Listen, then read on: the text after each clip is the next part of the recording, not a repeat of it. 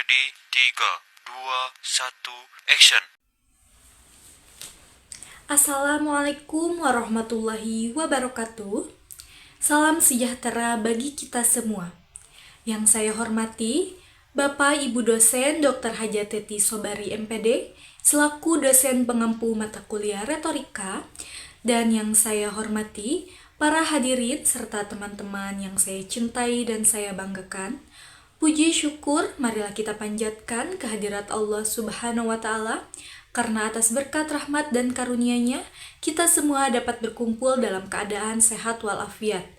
Tak lupa sholawat serta salam kita curah limpahkan kepada junjungan kita Habibana wa Nabiyana Muhammad Sallallahu Alaihi Wasallam. Hadirin yang saya hormati serta teman-teman semua yang saya cintai dan saya banggakan, izin memperkenalkan diri, saya sebagai seorang mahasiswa yang tengah menimba ilmu dan akan menyampaikan sepatah dua patah kata tentang sebuah fenomena yang kian hari semakin meresahkan, yaitu kenakalan remaja. Kenakalan remaja ini secara umum adalah perilaku yang menyimpang yang dilakukan oleh anak usia remaja yang melanggar norma, etika, bahkan hukum.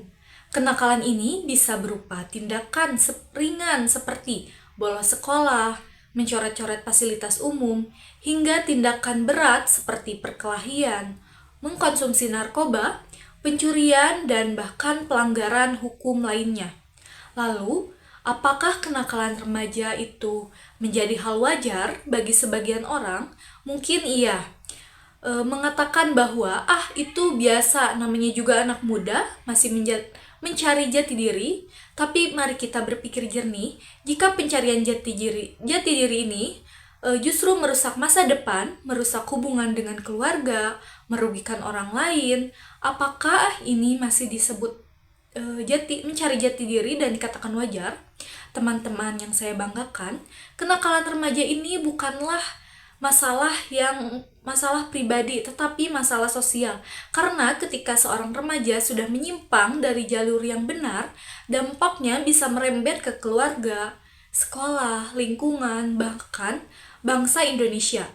Mengapa remaja bisa terjerumus dalam kenakalan? Dan banyak penyebab, di antaranya.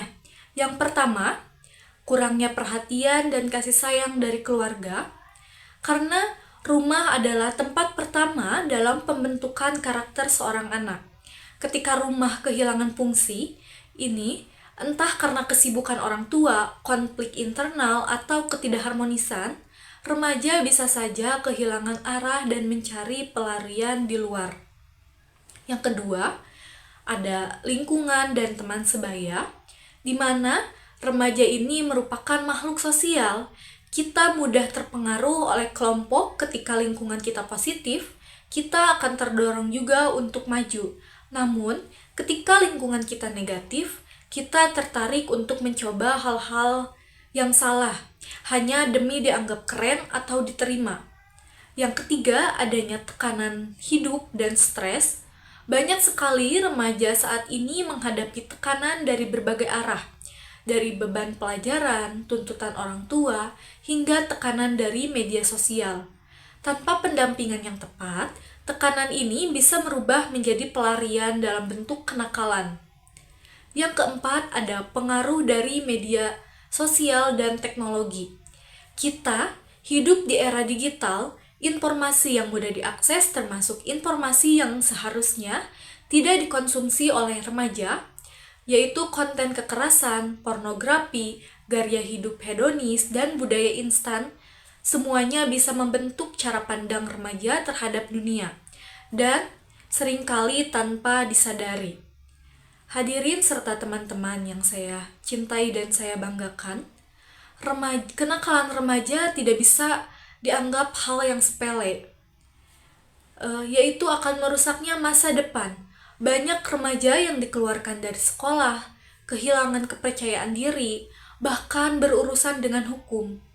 Karena awalnya hanya ingin mencoba-coba, dan penyakit dan gangguan kesehatan seperti merokok, mengkonsumsi narkoba, atau seks yang bebas beresiko menimbulkan penyakit fisik maupun mental, serta keretakan hubungan sosial remaja yang nakal cenderung dikucilkan, dijauhi oleh teman-teman yang baik, bahkan diputuskan hubungan oleh keluarganya sendiri. Tingginya angka kriminalitas dan kekerasan, tidak sedikit juga kasus perkelahian antar pelajar atau geng motor yang berakhir tragis. Lalu, apa yang bisa kita lakukan? Jawabannya adalah dengan refleksi dan perbaikan, dimulai dari diri sendiri, keluarga, sekolah, dan masyarakat luas. Pertama, dari diri kita sendiri sebagai seorang remaja.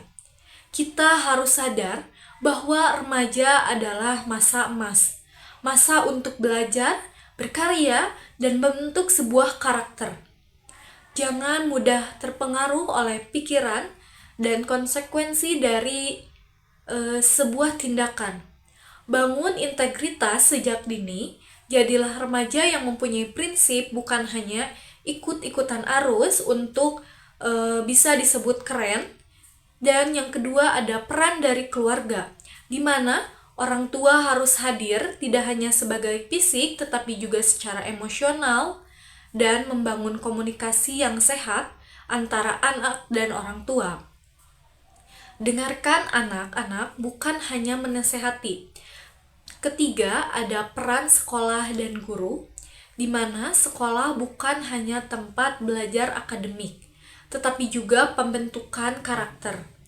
Guru bukan hanya pengajar, tetapi juga pembimbing dan pendamping dalam proses tumbuh kembang remaja.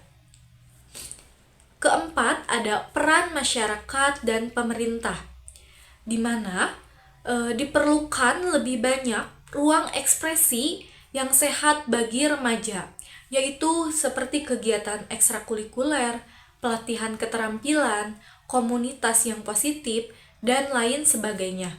Pemerintah juga perlu memperhatikan kebijakan pendidikan dan perlindungan anak agar lebih serius dan lebih diperhatikan kembali. Hadirin serta teman-teman yang saya cintai dan saya banggakan, bukan hal yang memalukan jika kita pernah melakukan kesalahan. Hal yang memalukan adalah jika kita tidak pernah mau belajar. Setiap orang punya masa lalu, tapi masa lalu dapat ditentukan oleh apa yang kita lakukan hari ini. Jadilah remaja yang berani berkata, tidak pada kenakalan yang berani berbeda demi kebaikan. Dan berani menjadi agen perubahan. Kita bukan generasi lemah, kita adalah generasi yang kelak akan memimpin bangsa Indonesia ini. Mari kita renungkan, lebih baik dicap kuno karena menjauhi hal negatif daripada keren tapi hancur masa depannya. Lebih baik terlihat sederhana tapi punya prinsip daripada bebas tapi tak tahu arah hidupnya. Hadirin dan teman-teman yang saya cintai dan saya banggakan, remaja adalah harapan bangsa. Apa yang kita lakukan hari ini akan menentukan masa depan kita dan negara ini. Jika kita ingin melihat Indonesia maju dan bermartabat, maka kita sebagai generasi muda harus memulai dari diri sendiri, memperbaiki sikap, menjauhi kenakalan, dan menjadi pribadi yang lebih bertanggung jawab. Mari kita buktikan bahwa remaja Indonesia adalah remaja yang berprestasi, bukan yang merusak diri sendiri. Mari menjadi kebanggaan orang tua, guru, dan bangsa Indonesia. Demikian pidato yang dapat saya sampaikan. Mohon maaf jika ada kata-kata yang kurang berkenan. Wabillahi taufiq wal hidayah. Wassalamualaikum warahmatullahi wabarakatuh.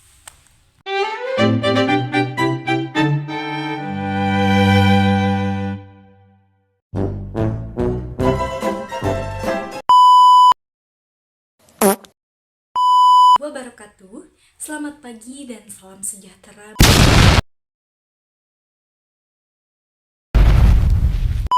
Salam sejahtera.